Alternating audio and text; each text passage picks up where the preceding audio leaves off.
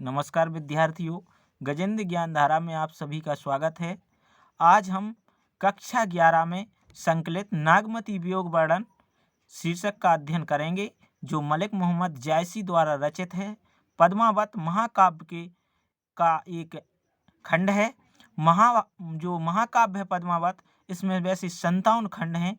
उसी का एक खंड है जो 30वां खंड है, वो नागमती वियोग वर्णन। उसी का शीर्षक जो हमारे पाठ्यक्रम में संकलित है, आज हम उसी का अध्ययन करेंगे। तो देखिए, सिंघल के राजा गंधर्वसेन की पुत्री पद्मावती का एक पालित शुक किसी कारणवश महल से निकल जाता है, भाग जाता है और बहेलियों के द्वारा पकड़ा जाकर चित्तौड़ के एक ब्राह्मण खरीद लेता है। ब्राह्मण ने 1 लाख लेकर उसे चित्तौड़ नरेश रत्न सेन के हाथ बेच दिया।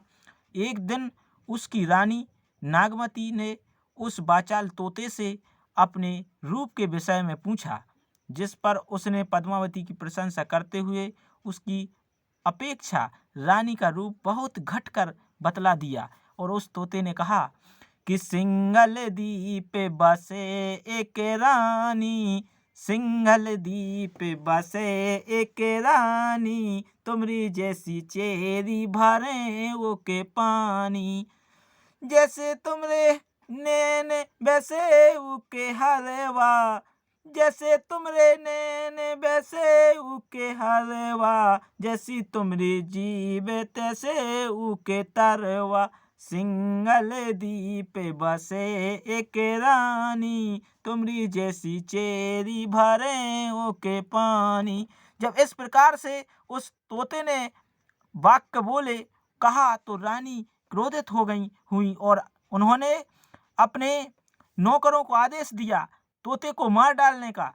और राजा के भय से उन नौकरों ने उस तोते को छिपा दिया। राजा के लौटने पर तोते को ना पाकर अत्यंत राजा क्रोधित हुए। अंत में वह हीरामान नाम का तोता उनके समक्ष उपस्थित किया गया।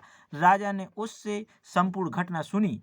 पद्मावती का रूप वर्णन सुनते ही राजा 16,000 जब पद्मावती के रूप के वर्णन के बारे में राजा ने सुना तो राजा बड़े प्रसन्न हुए और राजा 16,000 कुंवर जोगियों को अपने साथ लेकर के पद्मावती को प्राप्त करने के लिए जोगी का वेश बना करके निकल पड़े। और राजा की अनुपस्थिति में जब राजा यहाँ नहीं है तो देखिए नागमती किस प्रकार से वियोग में दुखी हैं, इसी का यहाँ पर वर्णन किया जा रहा है। तो जायसी ने बड़ा ही मार्मिक और अद्वितीय वर्णन किया है। वियोग किस प्रकार से वियोग रस का वर्णन किया है। तो आइए हम शुरू करते हैं नागमती वियोग वर्णन।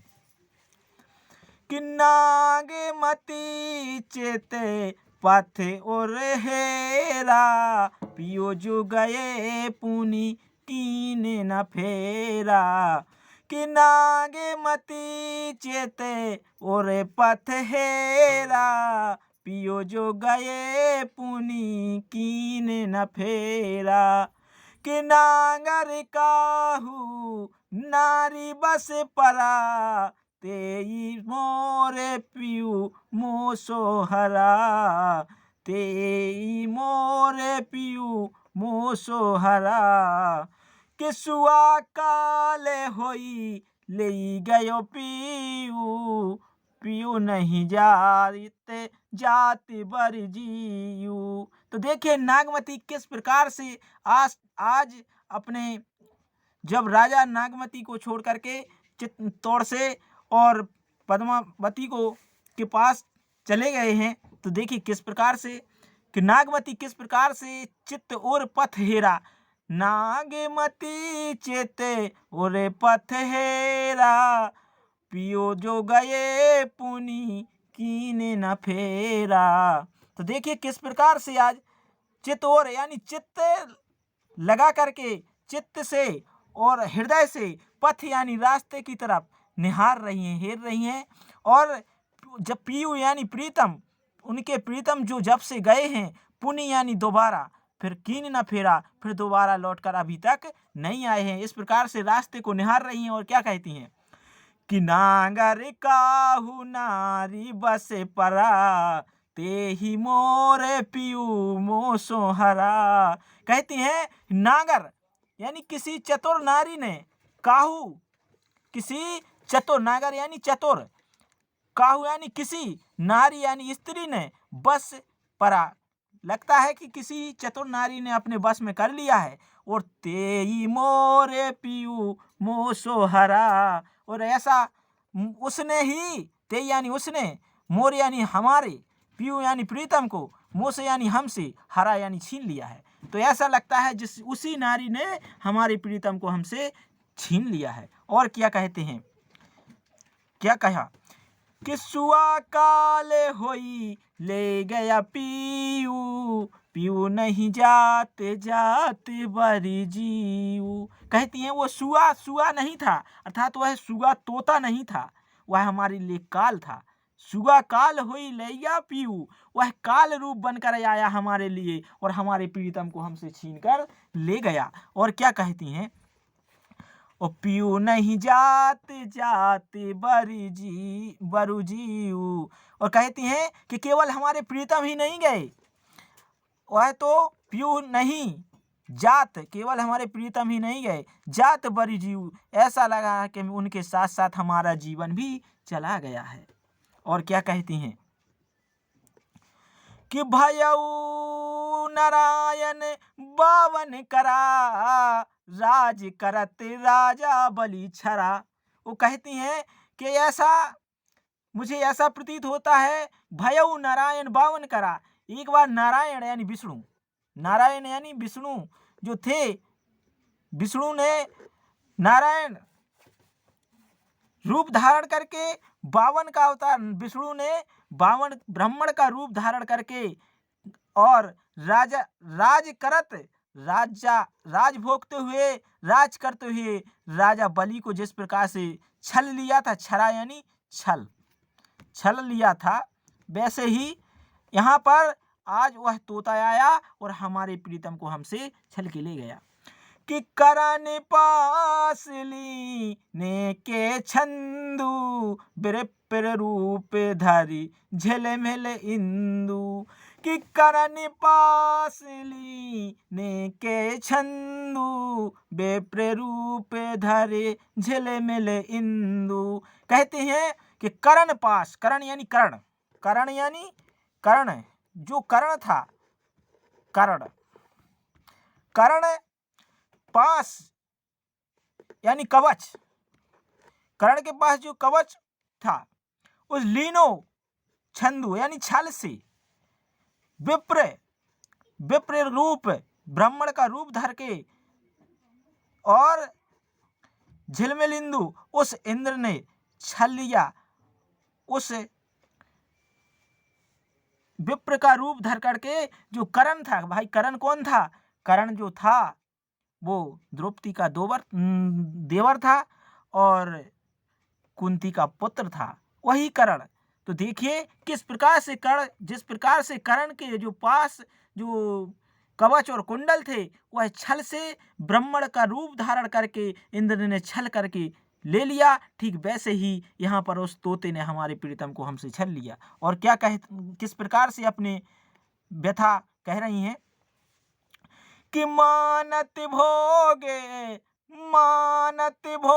गोपी चंद भोगी, लैया पे सवा जलंधर जोगी, ले कानई भा अक्रूर अलोपी, कठिन बिछोई जियहि किमि गोपी। कहती हैं मानत भोग गोपी चंद भोगी, एक राजा जो गोपी चंद भोग कर रहा था, वह राजा को किस प्रकार से ले अप्सपा ले गया छल करके। अप्सपा यानी आया, कौन आया? जलंधर जो नाथ हैं, वह नाथ जलंधर नाथ जोगी बन करके आया और भोगते हुए राजा राज करते हुए राजा को अपने साथ जोगी बनाकर ले गया। ठीक वैसे ले का नहीं भा अक्रूर अलोपी, कठिन बिछोहि जियहि किमि गोपी। ले का नहीं, जिस प्रकार से कान, ले यानी लेना, का नहीं यानी कृष्ण, जिस प्रकार से कृष्ण को भा अक्रूर अलोपी, और जिस प्रकार से अक्रूर आया और रूप उसने कान्हा को छल ले गया। ओ कठने बिछोए जिया है किमी गोपी। और ठीक वैसे ही जिस प्रकार से उन गोपियों का बिछोए था, कठिन बिछोए, बिछोए यानी बिछोड़ना, कठिन यानी अत्यधिक, जिमी जिही किम गोपी, जिस प्रकार से उन गोपियों का कान्हा के बिछोड़ने का बिछोए दुख था, पीड़ा थी, वैसे ही आज रानी नागमती को राजा रत्नसेन के चले जाने से वियोग है। आगे देखिए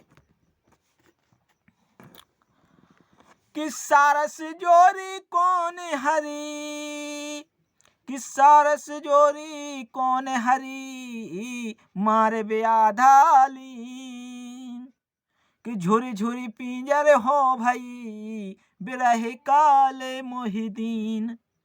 कि सारस जोरी कौन हरी, सारस की जोड़ी में से कौन एक हरण कर ले, कि मारे ब्याधालीन, यानी अर्थात व्याध है यानी शिकारी। जिस प्रकार से सारस की जोड़ी में से, सारस की जोड़ी में से, जोड़ी यानी जोड़ी, कौन हरी, कौन एक हर लेता है यानी छीन लेता, मार व्याधालीन, जब व्याध है यानी शिकारी उसकी जोड़ी में से एक को मार दे या छीन ले तो देखिए किस प्रकार से वह दुखी होगी। तो देखिए सारस किस प्रकार से दुखी होगी। ठीक वैसे ही आज नागमती जो है रानी किस प्रकार से, कि झुरी झुरी पिंजरे हो भई, बिरह काले मोहिदीन, कहती हैं कि ठीक वैसे ही मैं भी झुरझुरी यार पिंजर हो, अर्थात मेरा शरीर जल गया है, झुलस गया है और केवल पिंजड़ा मात्र ही बचा है। उस बिरह बिरह जो बिरह रूपी जो बिरह आया है वो मेरे लिए काल बन करके, बिरह काल मोहिदीन, उस बिरह काल ने मुझे इस प्रकार से जला दिया कि मैं झुरझुरी, अर्थात मेरे शरीर में झुरझुरियां पड़ गईं और मेरा शरीर सूख गया, पिंजड़ा मात्र बचा है। इस प्रकार से आज दुखी है रानी। और आगे चलते हैं पद संख्या दोहा दूसरे पर,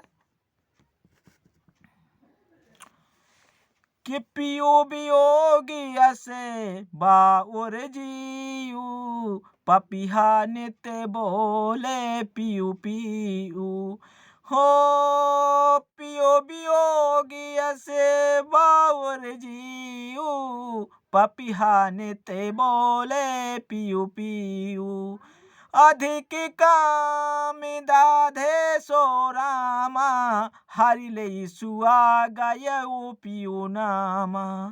कहती है पियो वियोग अस बाउर जीव, पिया के वियोग में वह ऐसे बाउरी इस प्रकार से पागल हो गई हैं नागमती, पिया वियोग बिछोड़ने के वियोग से बाउर जीव, उनका जीव यानी जीवन इस प्रकार से व्याकुल हो रहा है, जिस प्रकार से कि पपीहा नित्य बोले पियू पियू, जिस प्रकार से पपीहा पूरे समय तक पियू पियू करता फिरता है केवल उस नक्षत्र के लिए, कभी तो आस मुझे पानी मिलेगा। ठीक वैसे ही आज नागमती की दशा हो गई है। आगे देखिए, और कि अधिक काम दाधे सो रामा, हरि ले सुआ गयो पियू नामा, हरि ले सुआ गयो पियू नामा।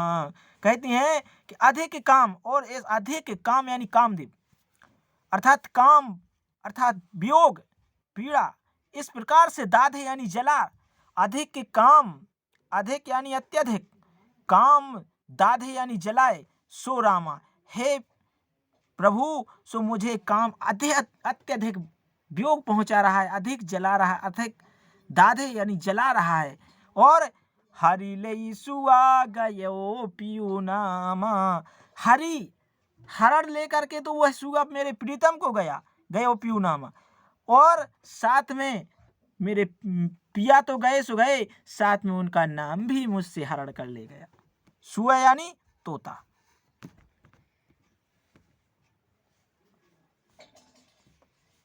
और देखिए आगे,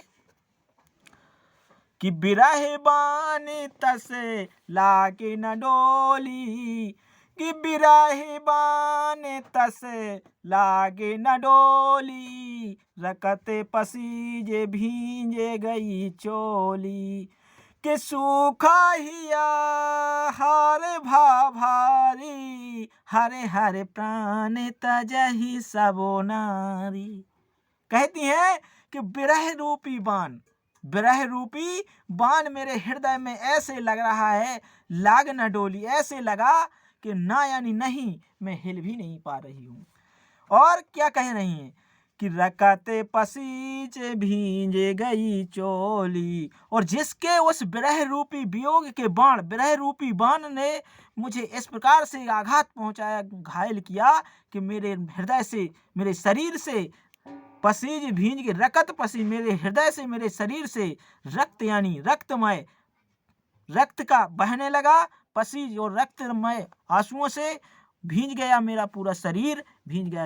रकते पसीज भींजे गई चोली, और उस रक्त से, उस विरह रूपी रक्त से मेरे सारे शरीर की चोली, अंग वस्त्र भींज गए। और किस प्रकार से दशा है नागमती की कि सूखा हिया हारे भा भारी, हरे हरे प्राण तजहि सब नारी, हरे हरे प्राण तजहि सब नारी। कहते हैं कि सूखा हिया, आज उनका हृदय सूख गया, वो हार भा भारी, आज उन्हें हार है जो वह भारी लगने लगा है। और हरे हरे प्राण तजहि सब नारी, और धीरे धीरे करके ऐसा लगता है कि सभी जो नारी हैं, जो सभी सखियां हैं, वह भी धीरे धीरे करके अपने प्राणों को तज देंगी। तो इस प्रकार से उनका हृदय सूखा हिया, हिया यानी हृदय, हार भा भारी, जो हार है वह भारी लगने लगा है। और हरे हरे, हरे हरे यानी धीरे धीरे, प्राण तजहि सब नारी, और धीरे धीरे करके सभी सखियां अपने प्राणों को तज रही हैं, ऐसा लग रहा है।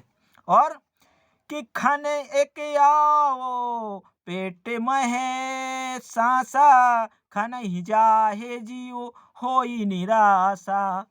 कि खन एक आओ पेट में सांसा, ओ खन ही जाए जियो होई निराशा।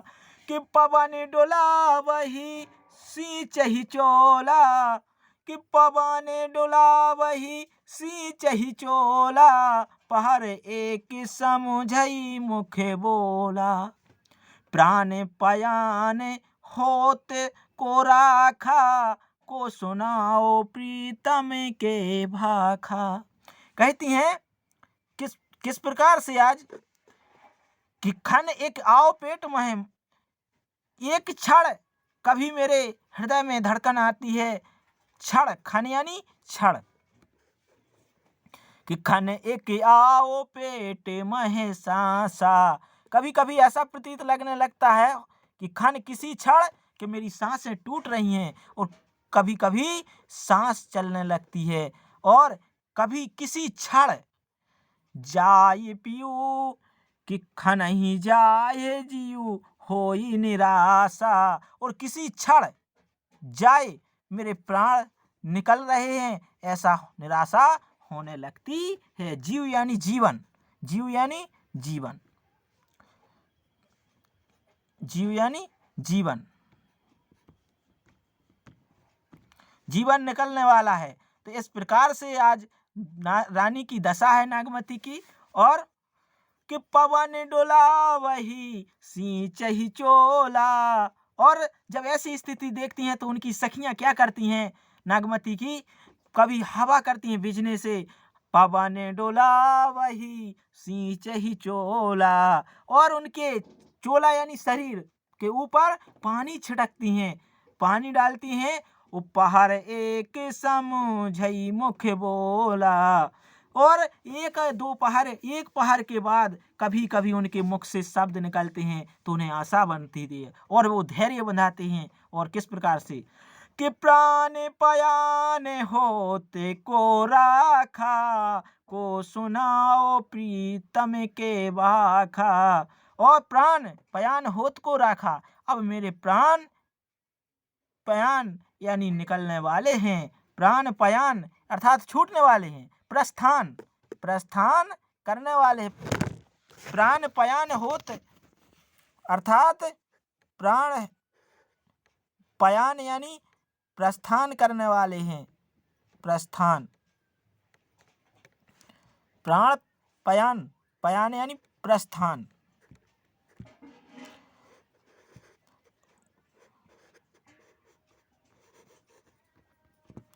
प्राणों प्रस्थान होत को राखा, ऐसा प्रतीत होता है कि अब प्राण निकलने वाले हैं। को राखा, ओ को सुनाओ प्रीतम के भाखा, उन्हें कौन अपने प्रीतम की वह वचन सुना दे, इसी आशा में वह दुखी हैं। और अब आप देखिए किस प्रकार से आगे, कि आही जो मारे बिरह के आगे उठे ते ही लाग, ओ हंस जो रहा शरीर में पंख जरागा भाग। आह यानी आह बिरह की आह जो होती है, तो देखिए आह जो मारे बिरह की आग से लगती है, लगने वा आग उठे ते ही लाग। जो बिरह की आह होती, आग जो आह की बिरह की आह है, उसकी जो आग जल रही है, वह आग जल करके आग उठे ते ही लाग, और उनके लिए जला रही है। कि आह जो मारे बिरह के, बिरह रूपी आग जो है वो जल रही है और उठ जल करके उनकी लाग गई है। और उस आग से क्या हुआ है कि जलने लगा है उनका शरीर बिरह की आग से, बिरह की आह से। और किस प्रकार से, कि हंस जो रहा शरीर में पंख जरा गया भाग। तो ऐसा प्रतीत होता है कि हंस जो रहा शरीर में, केवल जीवन मात्र शरीर में रहा है। हंस जो रहा शरीर में, जो जीवन था शरीर में, वो पंख जरा गया, पंख जल गए हैं और वह भागने वाला है। ऐसा आज रानी दुखी हो रही हैं। आगे देखिए तो उनको सखियां किस प्रकार से अगले दोहे में किस प्रकार से समझा रही हैं। तो देखिए दोहा और छंद जो है वो चौपाई और दोहा छंद है, भाषा जो है अवधि है, और रस जो है वो वियोग श्रृंगार है। तो देखिए किस प्रकार से सखियां आज नागमती को समझाती हैं। हो पाट महादेई हिये नहारू, समझु जी उचित चेत सम्हारू। पाट महादेई हिये नहारू, समझु जी उचित चेतु सम्हारू। कि भौर कमल संगे होई मेरावा, समरने हे माँ लती पहियावा। तो देखिए किस प्रकार से, पाट महादे हिये नहारू, हे पटरानी, हे महादेवी, हे पटरानी, हे महादेवी, हिये नहारो, हृदय को छोटा ना करो, मत हारो, अपने मन में धैर्य धरो। समझू जीव, जीव यानी जीवन, समझो, अपने मन को समझाओ, ये सखियां कह रही हैं। और चित्त यानी मन, चेतना, चित्त के चेत यानी जीवन में अपने जीवन को संभालो, चेतु यानी जीवन, अपने जीवन को संभालो, चित्त यानी मन और जीवन को संभालो। हे रानी, इस प्रकार से अब धैर्य मत खो, अपने धैर्य को धारण करो। और क्या कहती हैं, उनको समझा रही हैं भांत भांत प्रकार से। जो सखियां हैं वो किस प्रकार से समझा रही हैं, तो देखिए सुनो, समझते हैं आगे। कि भोर कमल संग होई मेरावा, समरने हे माँ लती पहियावा। कहती हैं कि हे रानी, भौर यानी भ्रमर, कमल यानी कंबल यानी कमल, संग होई मेरावा, जब भूल करके, जब भंवर यानी भ्रमर, जब भ्रमर कमल के पास चला जाता है भूल करके, उसका संग हो जाता है, होई मेरावा, मिलन होता है। तो देखिए फिर भी कि समारे नेह यानी प्रेम, नेह यानी प्रेम, किस प्रकार से आज वह जब प्रेम, उसे अपने प्रेम की याद आती है तो पुनः मालती के पुष्प के पास चला जाता है। तो ठीक है रानी, आप इस प्रकार से अपना हिये मत हारो। और किस प्रकार से समझाती हैं कि पपिहा स्वाति सो जस प्रीति, टेकु प्यास बांधे मनु थीति। पपिहे स्वाति सो जस प्रीति, टेकु प्यास बांधो मने थीति।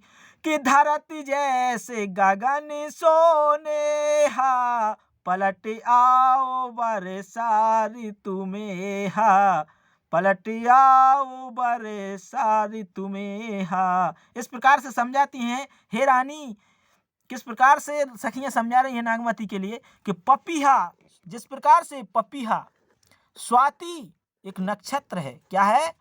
नक्षत्र के इंतजार में आज स्वाति नक्षत्र से जिस प्रकार से जस यानी जिस प्रकार से प्रीति यानी प्रेम होता है, ठीक रखता है, आशा रहती है कि स्वाति नक्षत्र आएगा और अपनी टेक यानी अपनी प्यास को, अपनी प्यास को टेक के रहता है, स्थिर करके रखता है। बांध मन थीति, बांध करके, धैर्य बांध करके, मन यानी मन में, थीति यानी धैर्य, विश्वास बांध के कि कभी तो वह नक्षत्र आएगा, मुझे पानी पीने को मिलेगा। पूरे बरस बिता देता है इसी में। ठीक वैसे आगे क्या कहती हैं, किस प्रकार से कि धरती जैसी गगने सोनेहा, पलटी आओ बरसा ऋतु मेहा। कहती हैं हे रानी, धरती जैसे गगन सोनेहा, धरती यानी पृथ्वी, जिस प्रकार से पृथ्वी का गगन यानी आकाश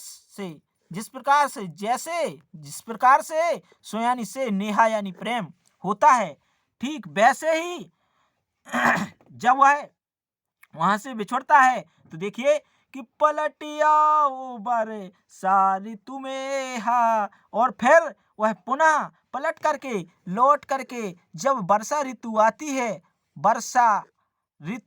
है तो मेहा, मेघ बन करके पुनः वह फिर से पृथ्वी से मिलता है, गगन। तो इस प्रकार से रानी को धैर्य बंधा रही हैं और समझा रही हैं। आगे देखिए कि पुनी बसंत ऋतु आओ नवेली, सो रस सो मधु करे सोवेली। कहती हैं पुनः बसंत ऋतु आओ नवेली, और हे रानी पुनः बसंत ऋतु आती है, वो पुनः उस नए नए पुष्प और कलियां खिलती हैं। सो रस, वही रस होते हैं और वही भौरे होते हैं। मधुकर यानी भौरे, वही मधुकर यानी भौरे। कौन? भौरे। और वही सो रस सो मधुकर सो बेली, और वही बेल यानी लताएं क्या होती हैं?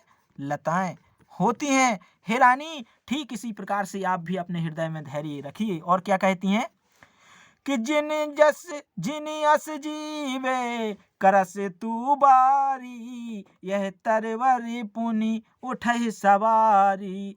कि दिन 10 बिनु जल सूख विधंसा, पुनि सोई सरवर सोई हंसा। कहती हैं कि हे रानी, जिन अस जीव करस तू बारी, जो जीव है अपने जीव जिस प्रकार से जीव अपने बारी यानी अपने चक्र के लिए, यह इस संसार का यह नियम है कि इस प्रकार से बारी बारी से कार्य होता है। तो आप भी अपने हृदय में धैर्य रखिए। यह तरवरी पुनि उठई सवारी। ठीक कहती हैं, तरवर यानी वृक्ष।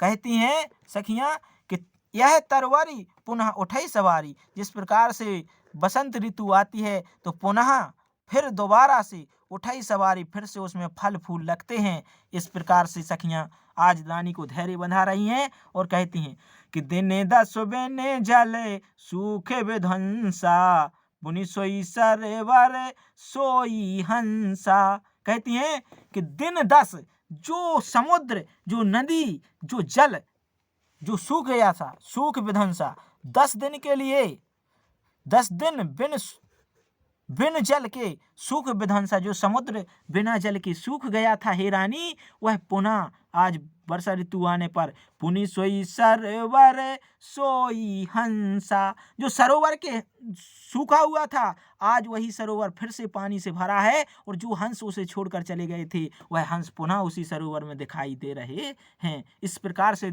आएंगे, इस प्रकार से आज रानी से उनकी सखियां समझा रही हैं। और देखिए समझते हैं कि मिला ही जो बिछुरे साजना अंकस भेंट गहंत, कि मिला ही जो बिछुरे साजना अंकस भेंट गहंत, ओ तपन मृग सिराजे सहे ते आद्रा पलुहंत। कहती हैं कि हे रानी, मिला ही जो बिछुरे साजना अंकस भेंट गहंत, तो जिसको जिस प्रकार से मिले है, यानी फिर से बिछड़े यानी बिछड़े यानी बिछड़े, साजन यानी प्रीतम। कहती हैं जिसको मिले ही जो बिछड़े साजन, बिछड़े हुए साजन यानी प्रीतम मिलेंगे, अंकस यानी गोद, अंकस भेंट गहंत, तो उसे अपनी गोद से पहलुए से भ्रमण लिपट करके भेंट कर, गहंत लिपट करके भेंट करेंगे। और मिलते हैं, जो बिछड़ा हुआ साजन जब किसी को मिलता है तो किस प्रकार से उस लिपट करके भेंट करती हैं, मिलन होता है। और आगे क्या कहती हैं, ठीक वैसे ही कि तपन मृग सिरा जे सहे ते आद्रा फलुहंत। कहती हैं कि तपन, जो तपन को सहता है, मृगशिरा नक्षत्र, मृगशिरा यानी नक्षत्र है, ये क्या है, नक्षत्र है, मृगशिरा क्या है, नक्षत्र है। तो जो गर्मी को सहता है, मृगशिरा यानी गर्मी, क्या है, गर्मी, जो गर्मी का नक्षत्र जो सहन करता है, कि तपन मृगशिरा जे सहे ते आद्रा फलुहंत, वही आद्रा नक्षत्र लगते ही फलवंत, पुनः उसमें फल फूल लगते हैं, क्या लगते हैं, फल लगते हैं। इस प्रकार से आज सखियां समझा रही हैं, रानी को धैर्य बंधा रही हैं। और आगे देखिए, अब हमारा जो यह हमारा नागमती वियोग खंड है, इसमें 12 मासा शैली का वर्णन किया गया है। तो आज 12 मासा शैली जो देखिए किस प्रकार से आषाढ़ मास से शुरू होता है, पद्मावत जो मलिक मोहम्मद जायसी का पद्मावत है, इसमें जो नागमती खंड है किस प्रकार से वियोग खंड है। तो देखिए 7 अर्दलियों पर एक दोहा दिया गया है, और भाषा जो है अवधि किस प्रकार से आषाढ़ मास से शुरू हो रहा है। तो शुरू करते हैं कि चढ़ा अषाढ़े गगन घन गाजा, साजा बिरहे धुंध दल बाजा, हो चढ़ा अषाढ़े गगन घन गाजा, साजा बिरहे धुंध दल बाजा, कि धूम सामे धोरे घन धाये, श्वेत ध्वजा बग पाती दिखाए। कहती हैं कि चढ़ा आषाढ़ गगन घन गाजा। आज देखिए किस प्रकार से रानी नागमती का वियोग बढ़ता जा रहा है।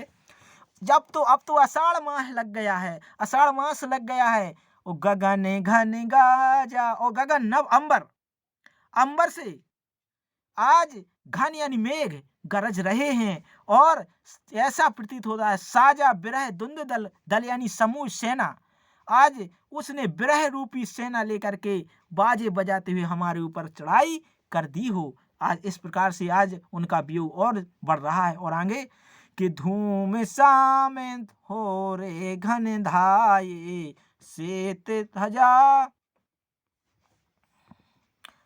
किस प्रकार से देखिए,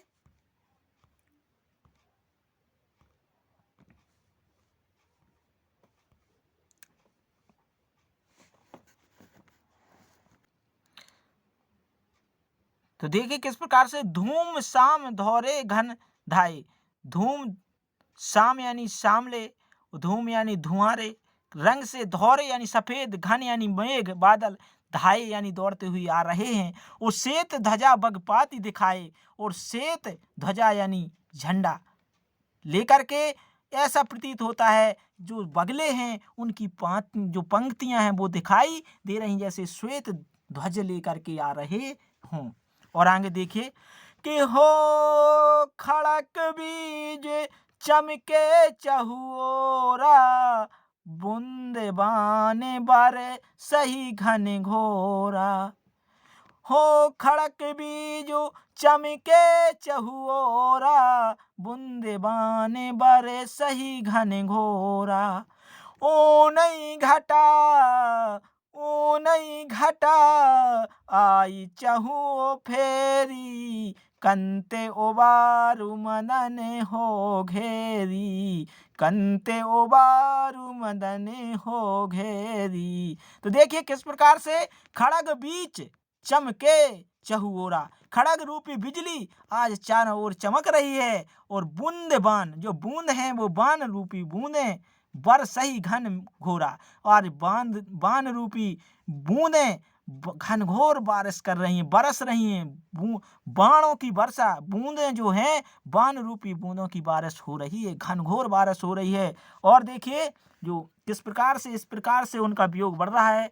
और देखिए कि ओ नहीं घटा आई चहु फेरी, और चारों ओर घटाएं, ऊने यानी उमड़ करके, जो ऊने घटा यानी घटाएं बदली, आई चहु फेरी, चारों ओर से आ गई हो, ओ कंते ओबारू मदने हो घेरी। और देखिए किस प्रकार से आज रानी नागमती के वियोग इतना बढ़ गया है कि उन्हें लगता है कि ये घटाओं ने उमड़ करके आकर के मुझे चारों ओर से घेर लिया है। तो क्या कहती हैं, कंत यानी प्रीतम, कंत यानी प्रियतम, क्या होता है प्रीतम। कंते ओबारू मदन हो घेरी, मदन यानी मदन, मनसज मनोज, कामदेव। तो देखिए इस काम ने मुझे घेर लिया है, हे प्रियतम आप आकर के मुझे इससे उबारो। जो आगे देखिए कि दादुर मोरे कोकिला पीऊ, गिर बीजेऊ घटे रहे न जीऊ। दादुर मोरे कोकिला पीऊ, गिर बीजू घटे रहे न जीऊ। कि पुष्प नक्षत्र से रे ऊपर आवा, हो बिन नाही मंदिर को छावा। आद्र लागे भुई लेई, मोहि बिनु पीऊ को आदर देई, मोहि बिन पीऊ को आदर देई। इस प्रकार से आज नागमती वियोग से पीड़ित हैं, वो किस प्रकार से व्याकुल हैं। तो देखिए कि दादुर मोर कोकिला पीऊ, दादुर यानी मेढक, मोर यानी मयूर, कोकिला यानी कोयल, पीऊ यानी पपीहा। जिस प्रकार से कोयल पपीहा बोल रहे हैं, मेढक बोल रहे हैं, और मेरा इस ऐसे स्थिति में मेरा वियोग और बढ़ता जा रहा है। और गिरे बीजू यानी जो बिजली है वो तड़क रही है, गिर रही है, घट रहे न जीऊ, ना यानी नहीं। कहती हैं कि जब गिरे बीजू यानी बिजली, घट यानी शरीर, घट यानी शरीर, घट यानी शरीर। तो देखिए ऐसा लगता है कि जब बिजली चमकती हुई गिर रही है, तो घट यानी मेरे शरीर में, ना यानी नहीं, जीव यानी जीवन नहीं बचा है, प्राण नहीं है। क्या नहीं है, प्राण निकलने वाला है। इस प्रकार से आज नागमती की स्थिति है। और कि पुष्प नक्षत्र से रे ऊपर आवा, हो बिन नाही मंदिर को छावा।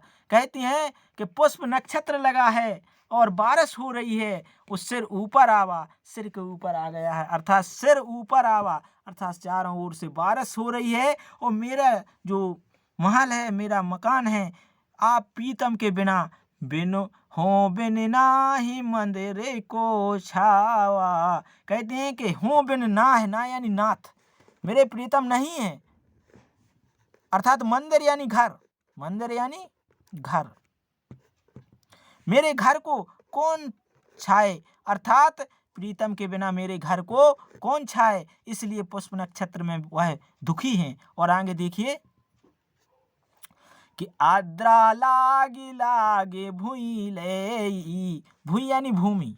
कहते हैं कि आद्रा नक्षत्र लग गया है, और भूई यानी भूमि, भूमि में हरियाली, और ले यानी काई, काई लगी दिखाई दे रही है। क्या दिखाई दे रही है? काई।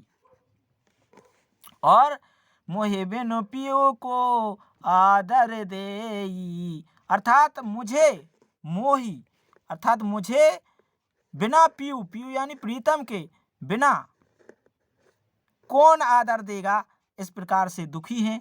और आगे देखिए क्या कह रही हैं कि जिन घर कंता ते सुखी, कि जिन घर कंता ते सुखी, जिन गारो ओ गर्व ओ कंत प्यारा बाहिरे, हम सुख भूला सर्व। कहती हैं कि जिन घर कंता ते सुखी, जिनके घर कंता यानी प्रीतम, जिन घर कंता ते सुखी, वही स्त्री सुखी है, सुख है, उन्हीं का आनंद है जिनके घर प्रीतम है। चिन्हगारो ओ गर्वे ओ कंत प्यारा बाहिरे, हम सुख भूला सर्व। जिन घर कंता ते सुखी, जिनका प्रीतम घर है, जिनके पति घर पे हैं, उन्हीं का सुख है, उन्हीं का आनंद है। वो जिन गारो ओ गर्व, वही उन्हें उनका गर्व है, और गर्व कर रही हैं, और गर्व से आनंदित हो रही हैं, घमंड है उन्हीं का। वो कंत प्यारा बाहिरे, हम सुख भूला सर्व। और हमारे प्रियतम तो हमें छोड़कर बाहर हैं, अर्थात हमारे तो सभी सुख साथ में ले गए हैं। हम सुख भूला सर्व, सर्व यानी सभी, अर्थात कहती हैं कि कंत यानी होता है प्रीतम। क्या होता है? प्रीतम। और प्यारा, बाहिरे यानी बाहर, और हम सुख भूला सर्व, सर्व यानी सभी, अर्थात हमारा सभी सुख इसलिए चला गया है। तो इस प्रकार से हम आज दोहा संख्या 4 तक पढ़ा। नेक्स्ट वीडियो में हम दोहा संख्या 5 से अध्ययन करेंगे, क्योंकि ये 2 पार्ट या 3 पार्ट में आएगा।